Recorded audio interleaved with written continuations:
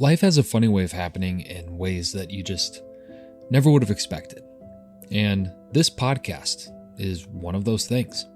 It was January of 2017. I had been home for about a month since graduating from my undergraduate program in wildlife biology, and I was a stay-at-home dad, in part because, well, I was looking for a job and there's not a whole lot hiring for wildlife in the winter, and also we couldn't really afford daycare. Actually, my son, who at the time was about 9 months old, had spent the last 2 or 3 months going to lectures with me as I finished my program. I'm talking wildlife populations class, wildlife management, a couple of different things, and my on-campus job. Anyway, I had gone from being really involved in multiple different campus things, running a student organization, busy with classes, and then suddenly I didn't have a whole lot to do. I was kind of stir crazy. I'd done a little bit of writing with a platform called The Odyssey, and I was also helping with the March for Science. I was a little bit involved in the national level and doing some work helping with the organization, of the one here in Minnesota. But even with those couple of things and looking for a job and being at home with my very, very young son, I needed an outlet. I needed something creative to do. And I had the idea for a long time of starting a blog related to animals or wildlife or science or sustainability.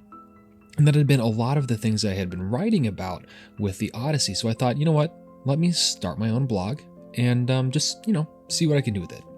So I started writing about sustainability and sustainable living. I partnered with a company called Jewelbug, using some of their data to help inspire some of my posts. And then I had the idea of, well, let's start writing about nature and science more generally.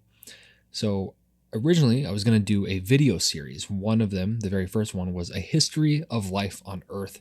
And I did a part 1 and I did a part 2, and then they were never seen again. But at some point I had the idea of, well, what if I reach out to scientists? I do interviews, I make some videos, exploring just interesting questions about nature. And the very first one that came to mind was the mystery of zebra stripes. I did some digging, I found some recent research, and it led me to Dr. Tim Caro of UC Davis. I was amazed by his work, by his dedication, and by his unique methodologies for testing his ideas. So of course, I reached out. Honestly, I did not expect to hear back, but he was pretty quick to reply. Now you have to understand, I had never done any kind of interviews before. I really didn't know what to do, what to expect. I generated an outline of questions, I sent it over, and everything seemed kind of fine. We were all set to do the interview over Skype, but then I had internet issues, and my webcam stopped working. So I, of course, start panicking. I'm like, I don't want to cancel. I don't want to reschedule. That's just going to be embarrassing. I don't know why it was going to be embarrassing, but it was going to be embarrassing. I just wanted to do it the right way. I was worried, I guess, that if I rescheduled, then he was going to say no, or that he couldn't do it at another time. And so the only thing I could come up with was downloading Google Voice. So that way I could record the conversation, the audio of the conversation. And I was like, well, I guess I'm just going to have to use the audio because video is not going to be an option. And that is what you are about to hear. The last minute panicked recording interview that I did with Dr. Tim Caro about the mystery of zebra stripes and his work to solve that mystery. And believe it or not, I edited the entire thing using iMovie on my phone. I didn't have any software, didn't know what I was doing. I kind of was able to make a really, I uploaded just a blank image, like a black image, and then I attached the audio file and just kind of went from there. I started piecing things around and adding my own voiceover, and I included a couple of the iMovie sound effects and available songs, and that's what led to this roughly 15-minute very first episode of The Wildlife. And it's one that even now I look back at and I still feel proud.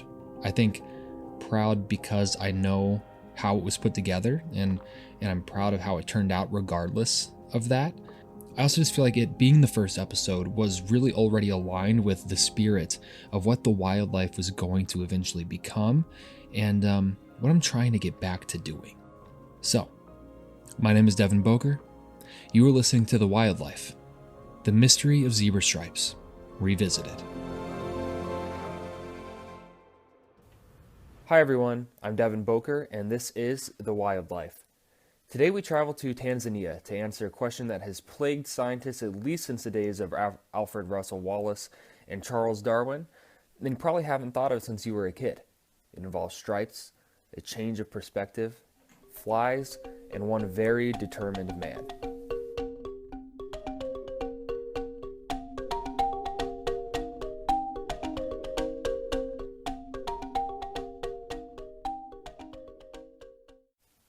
The mystery of zebra stripes has been the subject of debate for a pretty long time.